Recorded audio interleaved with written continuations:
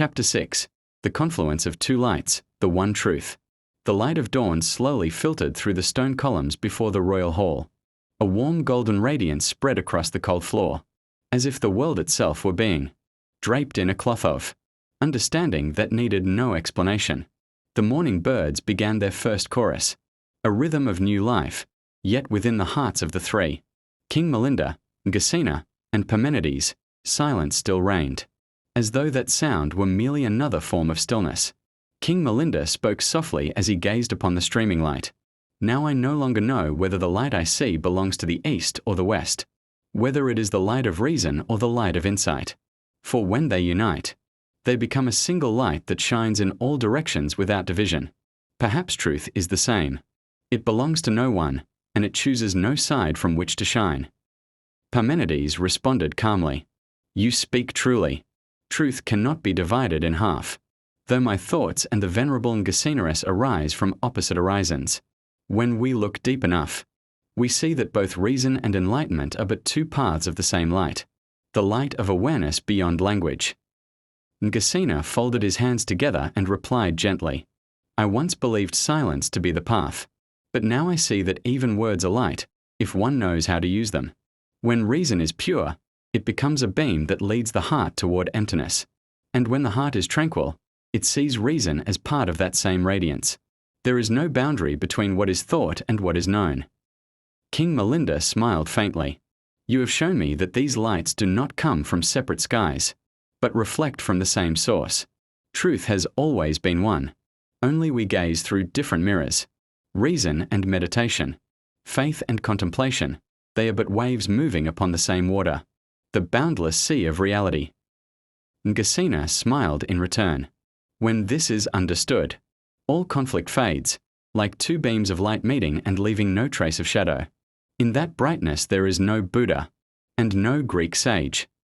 There is only knowledge that knows itself, understanding beyond name and word."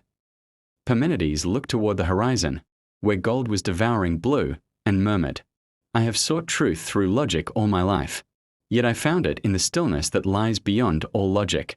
Perhaps truth does not dwell in thought, but in that which remains when thought ceases."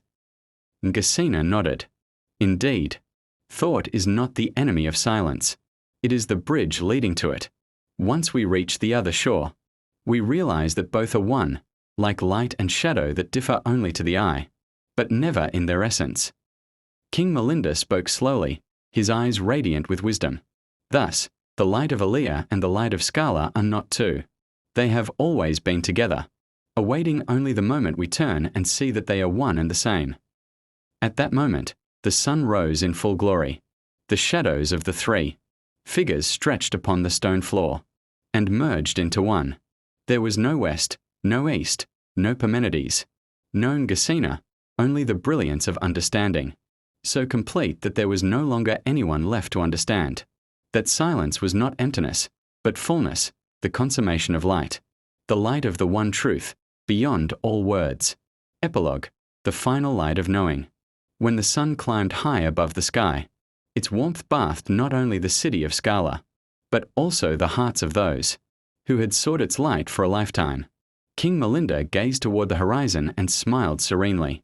His eyes no longer held questions, only a calm radiance of understanding. Gesina bowed slightly, his voice soft as the morning breeze passing through the garden. "Your Majesty has reached the shore of understanding. There is no longer a question to be asked, for the questioner and the question have become one." The king replied with tranquility, "Yes, Gesina, I finally understand. Knowing is not in words or reasoning, but in the silence that sees all things as they are. I need not ask any more, for what I sought was never apart from me."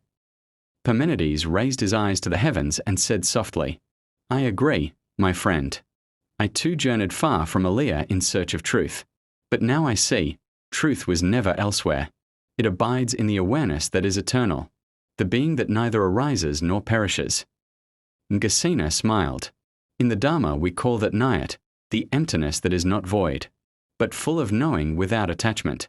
When the light of Alea and the light of Scala meet, there is neither being, nor non-being. There is only thusness, complete in itself without comparison." The three stood silent for a time. A breeze from the east brushed across the stone floor. From a hilltop temple came the distant toll of a bell, not merely a sound of metal, but the voice of time merging with the silence of eternity. King Melinda spoke his final words. When we know that the light is within, we need no longer seek it outside. For every step, every breath, is that light itself, walking upon the path of understanding. Ngasina closed his eyes in prayer. Parmenides bowed his head. And in that moment, sunlight flooded the royal palace. Not a shadow remained. For when the light of awakening arrives, the darkness of ignorance dissolves without a sound. And in that silence, the one truth reveals itself. The light that needs no seer. The knowledge that needs no knower. The stillness that needs no explanation. Thank you to all who have come to read and listen to this voice of light.